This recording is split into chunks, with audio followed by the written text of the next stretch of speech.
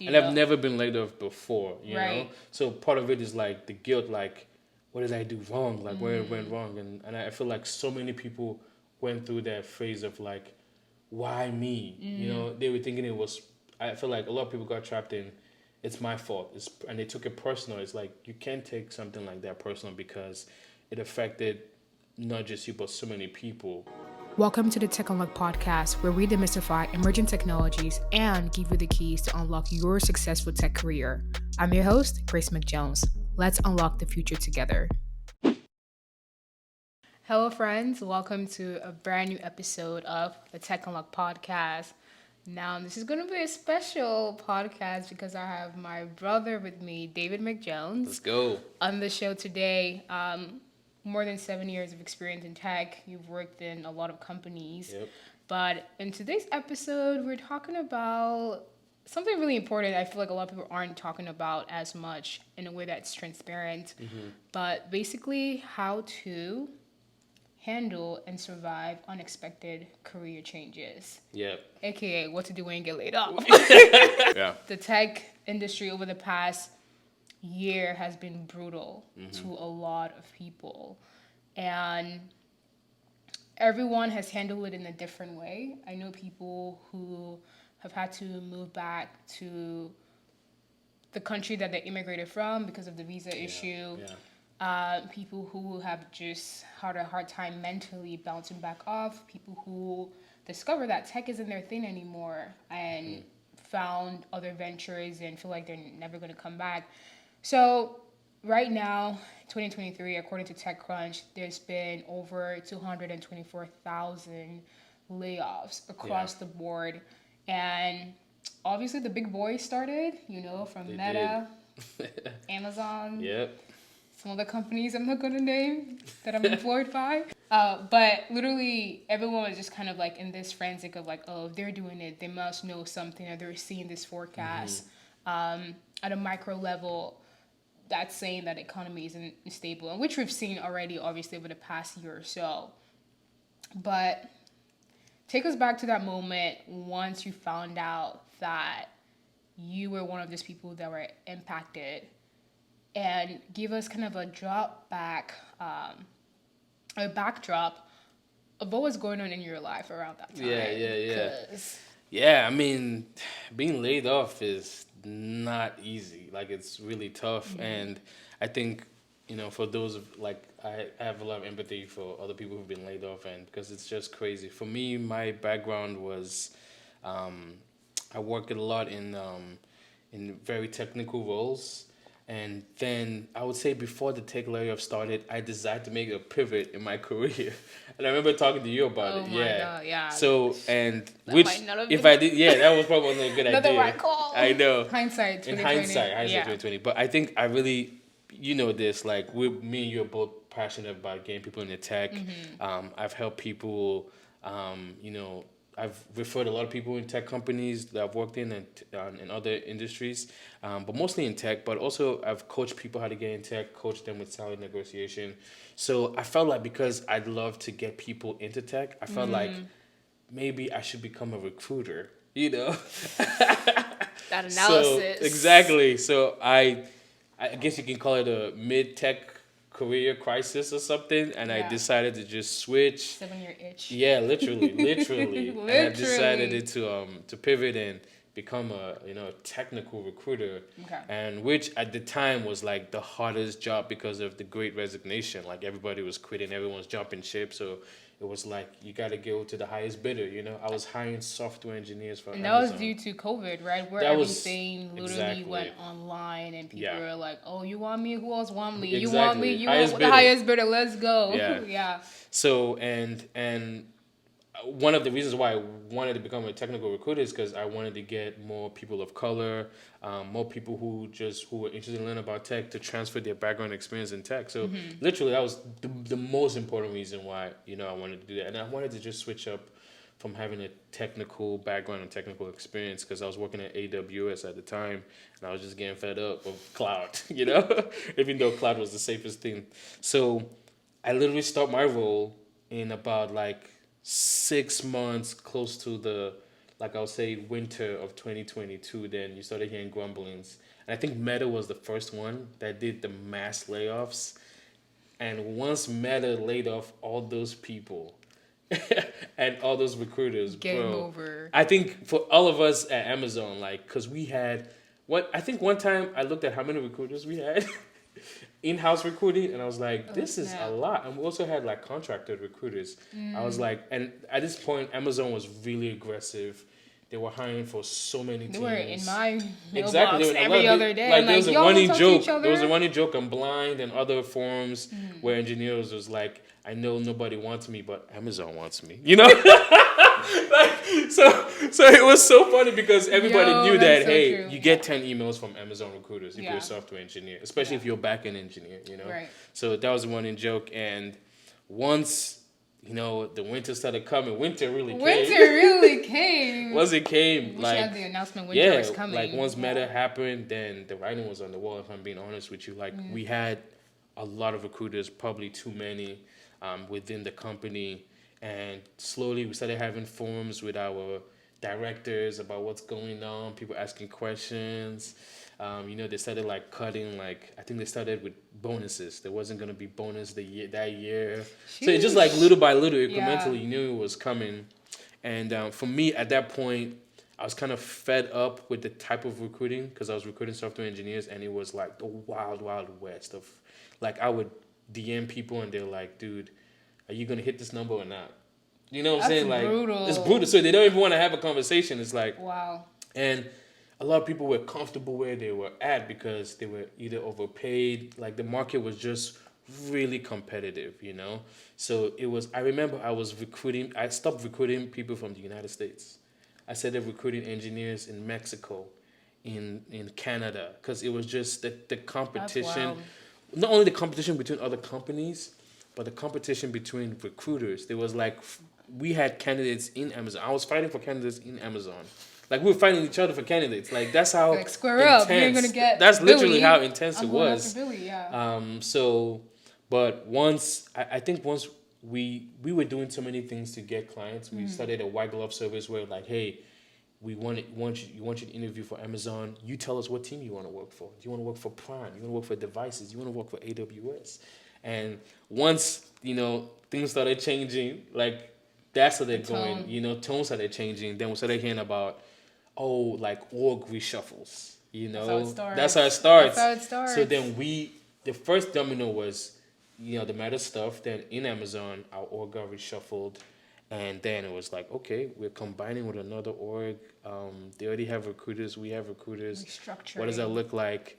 Then I think the biggest domino happened was when we let go of all our contractors, which was a massive number. That's the big red flag. That's the big red flag. That's where they start. Like, that's where it starts. Yeah. So, and, if you and I have been in tech for a long time to know, like, if you're not really in the business side of bringing the company money or maintaining, like, what out the company's door you go. doing, then unfortunately you're going to be the first to go, And so a lot of companies, I would say, didn't handle layoffs really well, but I think Amazon did an okay job. It wasn't the best job just because they were saying, like, we're not going to do this. Don't worry, we're not going to. And let's clarify, this is round one. This is round one. So, because it got messy so much, after that. Yes, so much have happened. So what they did, was they said, hey, like, we're going to be making cuts in the future. Do you want to volunteer? Like, it's a movie. I volunteer as tribute, kindness, everything. And for me, at the time of my life, you were asking, like, what was going on. My wife was pregnant. I was expecting my first kid. And I was just like, I can't deal with the stress of working one day, whether I'm not going to work one day, or if I'm not, like, I need to make sure, like, I'm in the right headspace. I need to get ready to become a father. And, like, I need to figure out if, like, financially, are we going to be good? What is that going to be look like? So I was like, okay, like, for me to be honest, to get in the nitty and gritty, I was like, what does the severance package look like? Because at that point, on Blind, there were layoffs happening, and you could tell there was a barometer of, like, okay, we got laid off. This is what we got. Right. You know what I'm saying? So you could shout out to Blind sometimes. Yes, it's iffy, but sometimes you can get some good stuff. So I was like, okay, wow. I kind of saw what the going rate at the time, because I think at that time a lot of companies were desperate to get people off of their books. So a lot of the packages were like really, I would say, generous or like really helped out a lot, which completely changed. Because that was the first round. That's what I was saying. Yeah, the once first we round, entered 2023, then it became yeah. really cutthroat. So Yeah. they did that and had a conversation with my wife, and and I was ready to leave, to be done with recruiting. And I saw the writing on the wall, like this was not going to be the first round. In a weird way, they were like, it's volunteered layoffs, but it's like, bro, come on now. Come on, man. It's a matter of time. Exactly. You know what you're doing. We know how this works. Yeah. So I volunteered to be laid off, That's and trippy. literally volunteered as trooper, and that's what happened. And I think part of the reason why I did that is because I wanted to figure out what was next, and like I said, get ready for baby girl to come. So I think that was December, and baby girl came in February, and with that time I was able to like focus on like what's my next move gonna be, what's that gonna look like, and also survey basically what was happening, like the roles that were affected, and from then on we saw multiple rounds of layoffs in the big guys. We saw different teams, not just recruiters, right? Like even so now we saw actually products, projects. Like, so if you were a software engineer, a certain project that wasn't making the company money, like in Amazon, like that got let go, so you're done. So, and we saw that in several companies too. So it was interesting to see the tech scene like just like shift. And even though they were blaming it on like Europe because of interest rates, well, deep down we know like they were trying to save money, make sure the share price looked good for investors. Like we know if you work in tech, you know the alternative motives of some of these companies. It's profit based. So yeah, I was able to just look at that and survey the land and look at what is going to be the next move, and just kind of see like how long are these layoff cycles going to continue. Yeah, I mean, you said a lot that I feel like, obviously you've had time to process. Yeah. It wasn't like this chill talking when it all happened. No, it was it was right not. before the holidays. It was like, right before, yes. There were which a was lot rough. of things, and relatively new in a new city, right? And just a lot of things going on. And so to have that news and that impact, and I've never been laid off before, you know? So part of it is like the guilt, like, what did I do wrong? Like, where it went wrong? And I feel like so many people went through that phase of like, why me? They were thinking it was, I feel like a lot of people got trapped in, it's my fault. And they took it personal. It's like, you can't take something like that personal because it affected not just you, but so many people, you know? But it was just, it's a company move. Like, that's how you know. That's what happens, If you're a W-2 employee, there's a risk that come one season in life, like stuff happens in the economy and it affects companies, So definitely, I felt like there were seasons of that or moments of that, but then understanding like, none of this stuff is in my control. I did what I could do and whatever, and there were times where I remember I tried to change teams or I tried to leave recruiting, but it was already too late because there was shuffling in so many orgs and things that were already taking place. And I know there's like hiring freezes. Yeah. So that was another sign that happened. So let's talk about it. So the first sign was basically the reshuffle internally. Second, then I would say hiring freezes. Hiring freezes. So yeah, there were hiring freezes for like almost every team that we would recruit engineers for, and we were like, oh, okay, yeah. And then they cut off all the contractors. Yeah. Once the contractors got let go, like, it's a wrap, buddy. At that point, you're just like, okay, we've done all, and they were doing all these things, saying, hey, we're saving costs, and then you just start looking around at what's going on in other companies, and with other companies, they were laying off recruiters. Like, I remember I was getting recruited in the beginning of my role from other recruiters.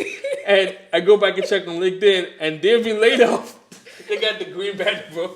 And I'm like, dang, the people who are recruiting me are asking for jobs. Yeah, it's not funny, but it was just like... it wasn't funny at the time, but now it was just like, wow, this person a few months ago was in my DMs. It's so funny it's so interesting because I remember being at Afrotech. Oh, yes. Yeah, I remember we talked about this. Literally, people, I think Meta had just had their rounds of layoffs, Yeah. and a lot of big companies were there in their booth, and Meta had one of the biggest booths. Wow. No hate to any of these companies, but people Just were the reality. just the yeah. reality, and people are kind of like bombastic side eye, like, why are you out here? When you just when laid you're off slaughtering thousands, people's careers in the like back. literally, and even people that were there, I felt really, really sad because it was kind of like you're trying to do your job, but you're uncertain, and a lot of companies they're like, oh, we're not hiring right now, but we're just collecting Getting resumes, interest, you yeah. know. Yeah. And I'm glad for the companies that were as transparent as possible as they could. Yeah. But it was just one of those things where a lot was going. I remember being there and people were getting laid off at the conference. Yes, yeah, which was insane. Literally. And I was like, what is going on?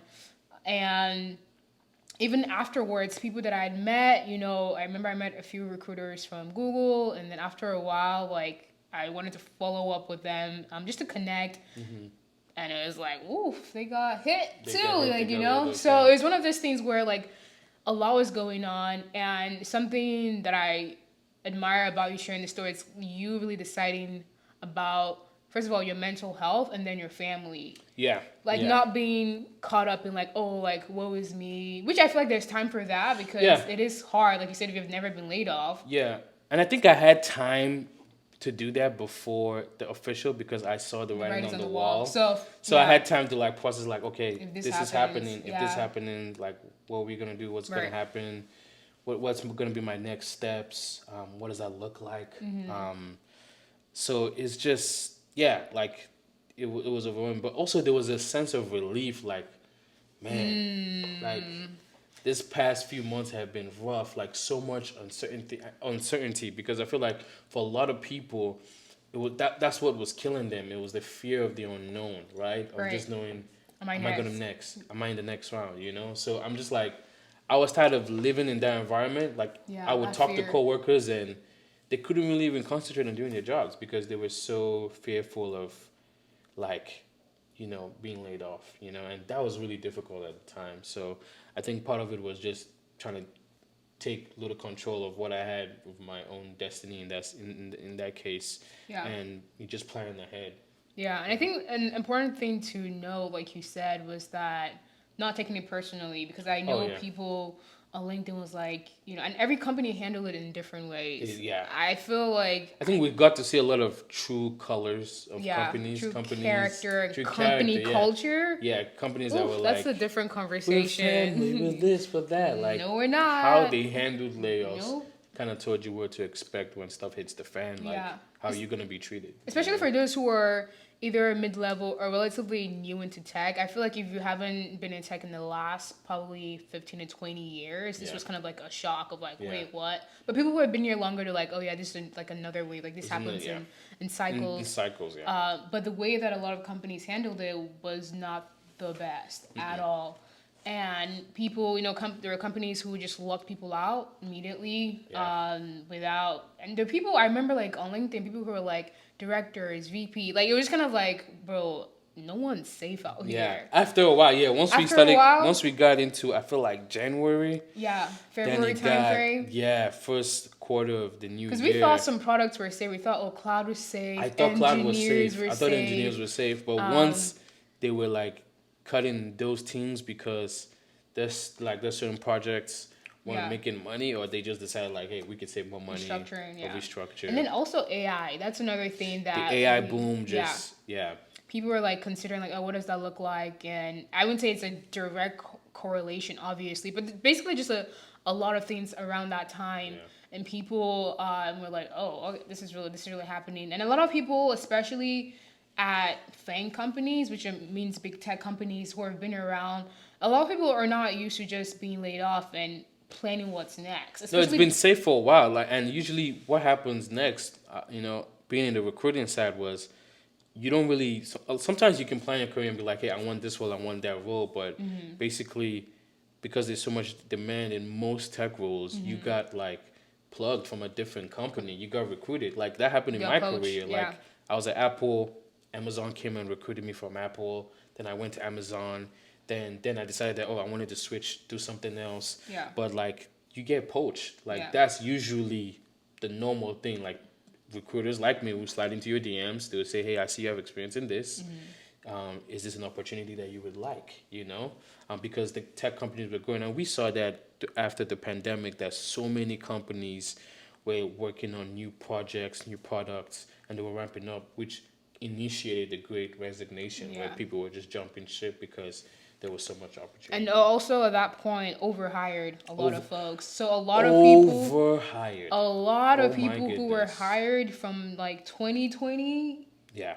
to like 2022, 2023 were the ones that were low key laid off. Yes, because A of lot. the overhiring. Yeah, and like one of the industries that boomed was TA, talent acquisition. There was so many overhiring of recruiters, and that was just because of the expectations of like companies saying like, "Hey, we're gonna go all in." Like example would be Meta. Yeah. Zuckerberg was like, "We're going Metaverse. all in the metaverse." So I need to hire all the engineers, all the teams. Who do you think is doing that? Yeah. Recruiters. Right. So they increase the number of people to help them find the talent, and Amazon followed suit. Like they increased the number of talent acquisition people, and even the program.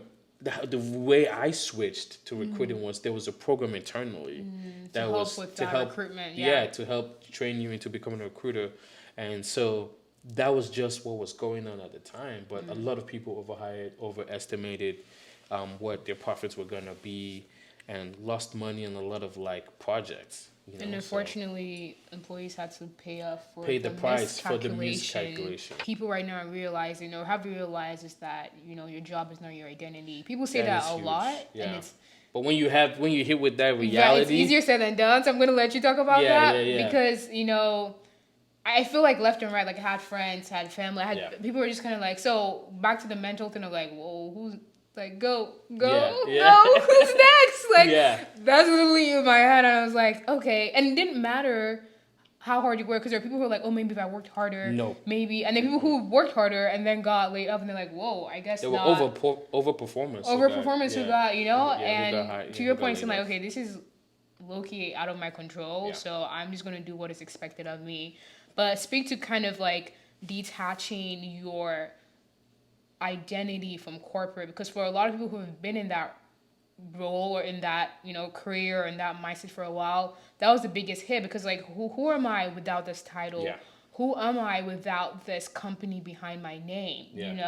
And so going from someone who's maybe like a senior product manager at this big company, and now it's like, oh wow, it's kind of like, okay, what, like how do I redefine myself? And people struggled. How were you able to do that? Because I feel like you never really attach your identity to any of the companies that you were with. And you did your job. And so, but how were you able to kind of navigate that internal dialogue with yourself about like, my identity is not based on what I do? Yeah, I think there were so many factors that helped, but I think I would say family was one thing that grounded me, and also just knowing that I was held to a higher responsibility of being a husband and a father, So I think I couldn't, in a weird way, I couldn't rest on, oh my God, I'm laid off. Like, what's gonna, like, what was me? I didn't have the luxury. I had to figure out, like, okay, what's next, right? Yeah. But I think, I do empathize with a lot of people who wrestle with their job being their identity, because when you put so much effort in building something, which is like examples like we're talking about a career, like you've put in so much time, right? You've put in so much, you've gone to school, you've gone to education, you've gone to certification. So now that becomes the thing that you spend so much of your time doing, not realizing, okay, that, like a lot of that is out of your control. What are the things that you do in your life that are actually in your control, right? There's this saying that focus on things that are important, not just on things that are urgent. So I think over, course of my life, I've kind of put my focus on those things of like what's important, like family, faith, like relationships, and also like doing other stuff outside your W-2, you know what I'm saying? So it's like creating a life outside of work.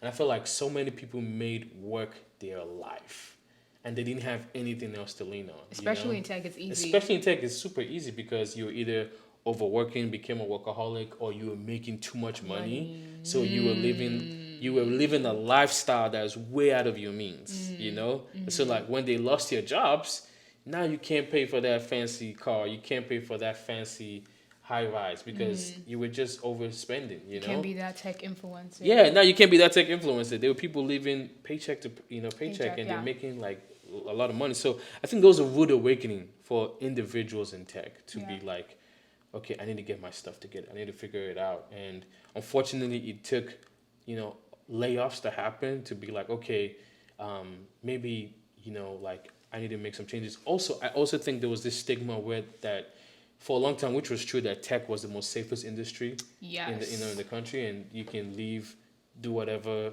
and not have to worry, and like that just The crumbled. lies, Yeah. So now everyone's like, okay, like nothing is really safe. nothing is really safe. And if you notice, there's correlation with the data that says that during the time there's been layoffs, like year to year, that the number of small businesses has grown increasingly. So now people are trying to take matters into your own hands, your destiny into your own hands, to be like, okay, if I get laid off, the most important thing is, do I have other streams of income? Because I think the W-2 income right now is now looking as like, well, we can't just rely on W-2 because that can be taken like really easy. It's not really enough in this economy now. It's not with inflation. Like it's everyone is trying to figure out like pinching pennies from places.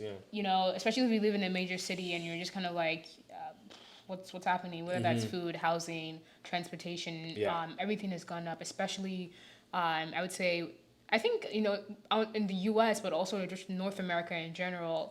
And that's another thing that people are like, okay, if outside of like, work, where's my identity? Outside of work, like, how can I make a living? Yes. So that's another question. It's kind of like, okay. And not saying that everyone has to be a hustler, everyone has to have like a side business, everyone has to be an entrepreneur. But knowing yourself enough, that self-identity, like, okay, outside of work, this is who I am. I love writing, I'm a writer, or, I'm a mom, or I'm someone that's passionate about my environment, my community. Yeah. And so knowing like you have like, or you your can faith, invest literally in other you things. might, I can invest in other things if push comes to shove. I can make stuff with my hands. Or there's something you can fall back on, right? Yeah, something you can fall back on. There's a community, there's a people, there's a family that can hold you. And for me, that was huge. My family, held me down, like literally, with encouragement, empowerment, and and people. So like I completely agree with you, like having like a solid foundation. I feel like there's just so many people in this tech industry where their foundation is just the money. Their foundation is just the status. That is, which is not the money is good. Don't get me wrong. It's perfectly fine to work in tech for the money. Like I hate when people talk about that. No, Twitter, it's okay X, if you want to be a software engineer to make money. That's okay, but that cannot be the only reason that you exist in this life. There's got to be more. So I think it's up to people figuring out. And I think that's been the rude awakening. Like when you go on LinkedIn, like people are just like. Like all the the layoff stories and the layoff sob stories that happens, that people are just trying to figure it out, And I respect that it brought a level of transparency. Yes. Like I was like, wow, like I've never seen like LinkedIn or even social media people being so transparent, because there are people who are like, honest, like, I was in like I just gave birth and I tried to log on my computer and I was locked out. That was Google. Like there are a bunch of other companies where people are like, oh wait, I'm actually just got diagnosed with a sickness. Now I found out I have no health insurance because I got so it's kind of like, and it almost, for me, I'm like, you just feel powerless because you're like, wait, how do we hold people responsible? Like, what do we do? And it's like, this is crazy, and for people who also were able to rely on the encouragement of their network, right? Of people kind of gathering around them and like, hey, I worked with this person, she's amazing. And just seeing also the community within tech band together and be like, hey, the startup is hiring, or wait, like let's take. So I was like, that's another beautiful thing that came out of this, of seeing how people came together, even on Blind, low key. I was like surprised how people are like, okay, if you need a referral, the communities became communities. The communities really stepped up, while the company culture stepped down.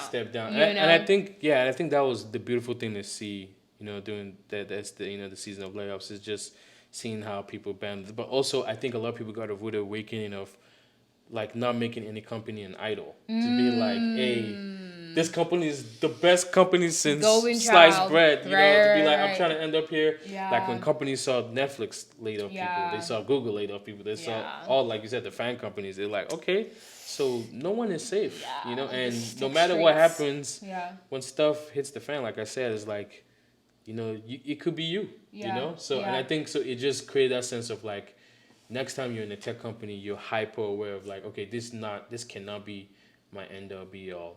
And also, like, I feel like a lot of people started working on their personal finance. They started working on different things that were like super important that created different revenues Yeah. and streams of income. So. And I think that's something that a lot of people, have like pivoted to, and you also kind of like pivoted to something different Yeah. when you realize, okay, like this is my new reality. Yeah. Instead of trying to like, you know, cry long term over it or try to like, figure out like just jump back. You took time to figure it out and you were able to pivot to something else. And what was that thing that kind of helped I you mean, pivot into? for me, that was real estate, and even before that happened, like my wife and I, have talked about real estate, investing in real estate, because I feel like it's just one of those, investments that's really solid that can stand the test of time and appreciates no matter what season, no matter what the economy is, you can hold, and the different ways in real estate you can invest. So that's what we did. We started investing in short-term rentals. We got a short-term rental that has done really well, and to be honest, has You guys are killing it. like Trying to be humble. But exactly. I see the numbers. Exactly. I see the numbers. But it helped out a lot during that season, yeah. and for us, it kind of like refocused us on what we are trying to do, what we want to build. Which is like, okay, like yes, we can have our careers in tech, but can we build our own business? And is that something that's self-sustaining? So it kind of like birthed a new challenge, a new dream, within us, and just like I really focused on putting my energy on like growing the business, scaling it, like figuring out how to work with investors. So that became my focus for a long time, and like maintaining what we were doing. Yeah, and there were other revenues. Like I said, thinking like, okay, if I do go back in tech, what would that look like? Like, do I? Because my last role was in recruiting, so I was like, do I want to go to a more technical base, or So it kind of like helped me go on this journey of like, what do I want to do if I go back to tech? Like, what other opportunities or what other itches do I want to scratch? And I think what really happened to me was I'm like, you know what? I want to focus on my strengths. I don't want to focus on my weaknesses in tech. I want to focus on the things that, come easy to me, the things that bring me life, the things that, make me want to interact with people and talk about, and which is, mostly my creativity, so which is what I'm working on now. So, yeah. Yeah, I love how, just reflecting on everything that's happening is kind of like coming to a place where it's like, yeah, no, I feel like it's time to just authentically be yourself, even in corporate. Yes. And really appreciating and really standing firm and like, okay, this is where I excel. This is what I do really well. No longer trying to like, shape shift and like fit the corporate mold. It's kind of like, okay, if I'm going into this is how I want to be inside of corporate world and all that kind of stuff. But it took time to do that deep work. Yeah, and I think one thing I realized, which is a blessing, is like I just feel like I've never taken like a sabbatical or taken a break, and like I'll be honest, yeah, right. As a Nigerian employee, American employee, but like just being able to like take a break and just be like, oh wow, like you were brand new. I said, wow, must be nice. Must be nice, literally having the time off, and to be honest, just experiencing the birth of my baby girl, my daughter, it's just been transformative. Like, and I think like being able to spend more time. I think there was a research that came out that millennial dads are spending more time with their children than their fathers, their Gen X and baby boomers, and I felt that. Like I really felt that. I felt like wow, I was able to be home for my wife too, as she was recovering from childbirth, and I feel like that was really huge. And because there's so much as a dad that you can miss in those first months, the first year. So that has been the blessing. I feel like I've been able to bond a lot with my daughter, and I've been able to be present. And I think I've taken that to be like, why can't my life be like this? Why can't I have a business or a career surrounded about that? Like, what kind of roles can I do that I can be at home, or what companies can I work for that really prioritize families? So that's another thing that I've seen is like people are like hiring, either like focus on hiring people from families, whether that's moms or dads, like looking for those type of companies, because I just feel like at this stage in my life it's super hard to be a meat grinder like of a company where it's just like this, eat you up, spit you out. So I've just been trying to navigate that, but that's definitely something that I was able to fall on. So I just want to like empower people out there who have been laid off. Like, hey, like, Yeah. find the things that give you life. Like, instead of spending it, it's so easy to spend your time worrying about the bills. Trust me, I get it. The bills are coming thick and fast. You're trying to figure out Left to and right. pay. Like, yes, but take some time for yourself. Like, do a deep dive on what your next move is. And my biggest thing is, don't be afraid to take a stepping stone job, because I feel like a lot of people That's good. are trying to return to their same role that they had. And I'm like, yeah, it might not be there, because the competition for roles right now. Have you seen those applicants in the job board? One Like, job and it's like it's like 2,000 yeah, people. plus. Yeah. So it's like, hey, you might need to take a step back. And I've noticed people taking a step back, and Be more happier, and low be key. more happier. But at the same time, like, just take a step back, and from there figure out what's next, because you never know what happens when you decide to just be open-minded. What kind of opportunities can arise from that? I've followed people who, like, they took a step back, they took a different role, and now they're promoted to something else, or they got asked to do something else. So I just want to encourage people, like, don't be like, it's got to be what I was doing or bust. Like, no, you got to pay your bills. Yeah. You know what I'm saying? So it's like, if you Adulting. need to get in fast because you don't have a severance package, or your severance package is not that long, like, figure that out and figure out, like, what works. But find something that gives you a little bit more peace of mind and helps you relax. Or if you need the time off, take the time off. Yeah. And don't just jump, especially if you have, like, you can able to pay your bills, you have a severance package. Like, take time to rejuvenate, recover, because I feel like a lot of people need to heal from being overworking, or just being burnout. like, just being workaholics, because that's what I that's feel what like it the is, industry in tech. breeds workaholism. Like, a lot of people just want to, like, work is their life, and they don't realize they have something more beautiful outside of just work. Something beautiful and profound that you said was really stepping back to ask yourself the question, like, why can't my life be like this?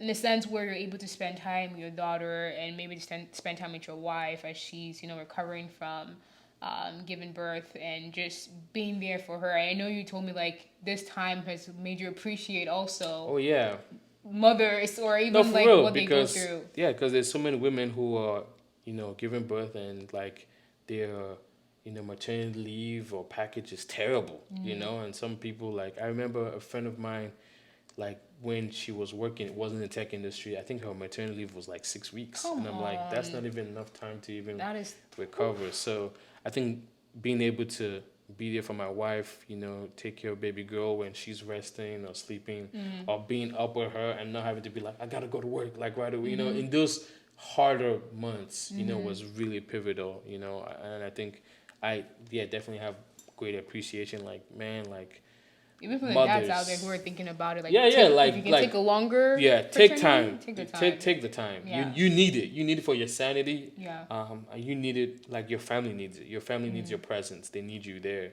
So I know, like, the urgency of life can come, like, but if you saved, like, then focus. That's something we've always done. We've saved, and combined with our severance packages, we just, like, stretched. We lived below our means, so you can't have the same lifestyle No that you had vacations, without no the trips. jobs for just short term. It's temporary. That's another temporarily, thing. yeah. So, but you just want to make sure you can pay your bills. You make sure you can, get the bare necessities. So it's like, focus on that, and you'll be surprised how much closer that brings your family together. And even for you, like that, for people like you, find out your hobbies, the things that just mean more to you than just work, than just, corporate lifestyle, corporate living. So for me, that was huge. I was able to focus on just, like, other things. One thing that's huge for us is our creativity. I actually helped a lot of, like, friends with their businesses, and so it was a great learning experience, and a great break that I didn't realize that I needed. Yeah. That's the part that I feel like it's hard to take something that was definitely really difficult and unexpected, and, like, looking back, I'm like, oh, I needed that low key. It was kind of a blessing. Not wishing that it would ever happen to other people or anyone, but it's like, wow, like, that change in perspective definitely helps when you're trying to move forward, right? You have to take time to analyze, okay, what am I feeling? What am I going through? Oh, wow, okay, this is, the pros, these are the cons. Wow, okay, I can maximize my time with my family, my creative skills. All in the same vein, knowing that, okay, yeah, this is also temporary, right? Like, things can change tomorrow. And so we've talked about a lot of things right now. So for folks who are just kind of like, okay, if I am kind of in the same situation where I just got laid off, um, what are some things from your experience right now that you would not necessarily advise but recommend to folks? I know we talked about taking that time off and like accepting your new reality. But what are your 3 tips for those who have been laid off? Like, what do you think can help as someone, who was laid off and you survived that season? Like I said, number one, like you said, take your time. Like, try to recover, rest. If you need to, if you can take a road trip or a trip somewhere, like, do that if you can. Then number two, then just try to like do a deep dive into your psyche and figure out like what's next for me. What do I want to do? Like, and also like once you're doing that, you start to figure a lot of things out. And like for me, that was like doubling down on our business, like figuring out how do we scale our business even if we still have W-2 incomes. And then number three is like pay attention to what's going on in the industry. Like look at the signs, right? I think when you're laid off, you can actually think about what you want to do next. You can be more intentional about that. So look at your role and see like, hey, if I'm in this same role, like will this be impacted next time? How do you future proof your role, right? So and what that looked like for me was like, okay, I'm going back. I'm not going to be a recruiter. I'm going to do something else. So what are some certifications that will make me more attractive to Upskilling recruiters? yourself. How do that's what it was, keyword. I just focus on upskilling myself, like getting certifications in different technologies and skill sets. And so I think that's really important because right now I feel like a lot of recruiters, if they notice you're being laid off, they want to know what you've been doing with your time. I've been interviewing and that's come up. And when I tell people, oh, I've been learning this, I've been building businesses, I've been doing this, they're like, wow, like you've added so much to your skill set. You've added so much. Right. So I think finding ways to do that or even projects that you're working on, and it doesn't have to be a corporate project. It could be a personal thing, You be like, oh, I picked up this hobby or I picked this up, I started this business on the side. So when I tell recruiters, like, those are the things I've been doing, they're like really impressed or they're intrigued about that and how, my experience building things can fit in a new role, because you can always take what you learned and what you're doing into what you might get employed for. You might get hired for. Transferable skills is huge. So being a former recruiter, like I can tell you, they're always looking at that to be like, okay, what transferable skills do you have from a different experience into this role, especially if you don't have direct experience to what the role is.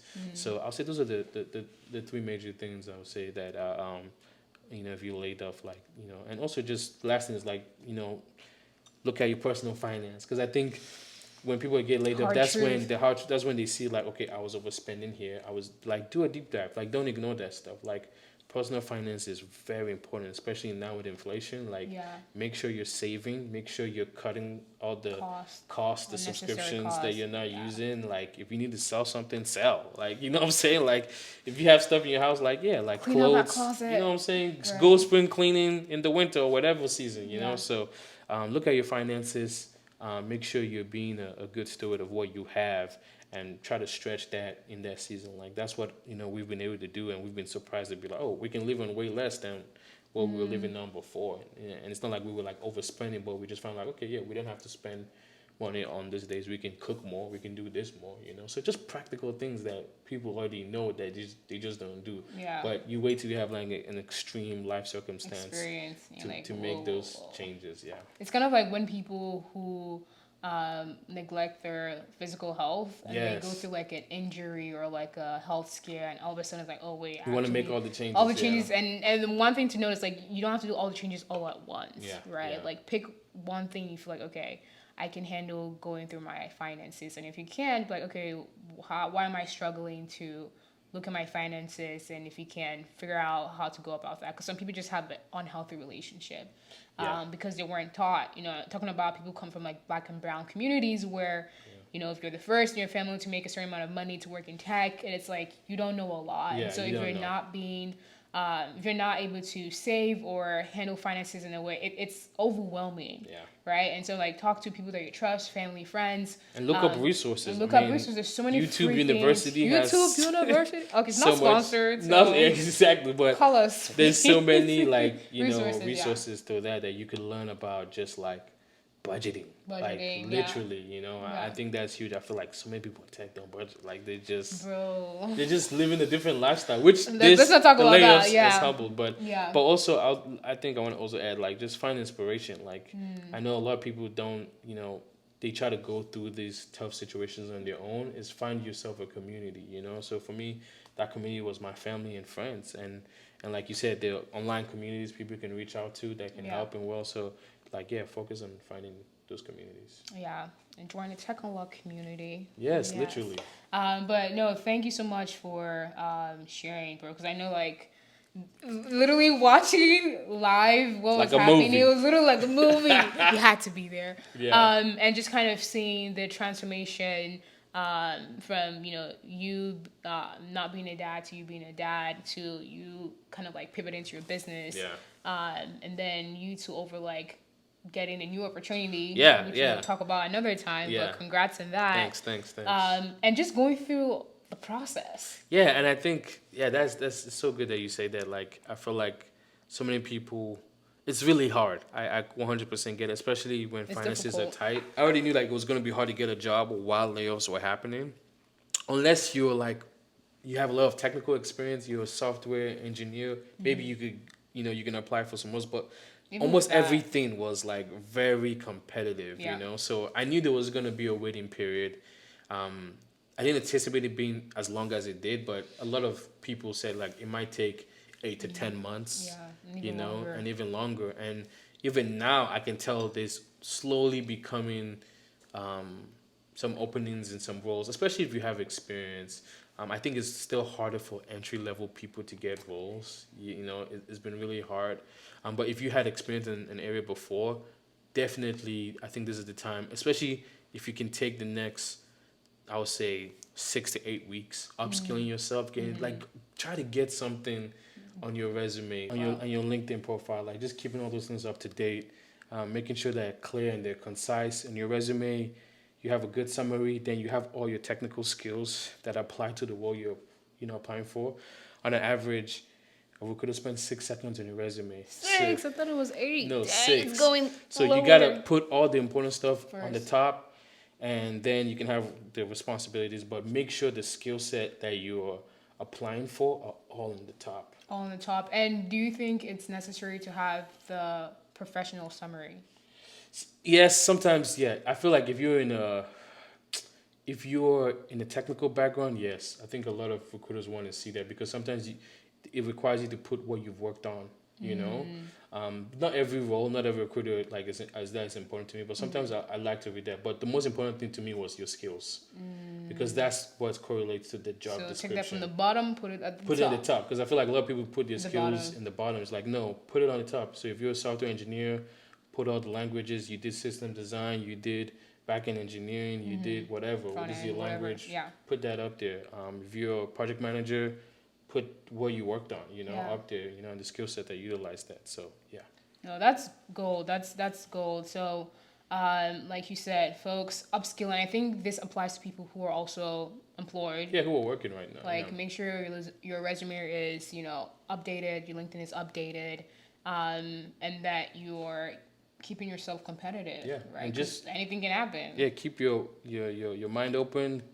Be open if a recruiter like hits you up. Be open to like talking to them. Having a Just keep conversation. conversations. Like keep that relationship. Just say, hey, Yeah. I might not be available for this role right now, but Yeah, I love in the that. I love future. that. Well, thank you so much for being on the podcast and being just open and vulnerable because you didn't, have to share. But I'm excited to see this new season that you're stepping into. And for folks who are listening that have been laid off, you're not alone. And I know you probably heard so many cliche stuff over the last few months. But I believe that when you're able to kind of take a step back and really focus on yourself and take the time that you need to recover from burnout and working a lot, it refocuses you. Yeah, that for is an what's coming. investment that outweighs any other type of investment. Yeah. Because if you die tomorrow, they're also going to replace you. Like, you're Yeah, replaceable, they're gonna basically. find who's next. Literally. But make sure that you're taking care of yourself, spending time with family and loved ones, and just prioritizing that because this can happen to anyone in tech and beyond. And don't take it personal. Don't take it personal. That's a big one. So for folks who want to keep up with you and what you're working on next, where can they find you? I mean, follow me on LinkedIn. LinkedIn. And also, I think future I'm gonna start like a YouTube channel. Let's just do. updating. So Yeah. keep an eye out for that. Yeah. LinkedIn or even Instagram. Yeah. Thanks for being on the show, bro. I really appreciate all the support you've given the show. Anytime. And the love. Anywhere. And the advice. Any place. And yeah, thanks for listening, and we'll catch you on the next episode.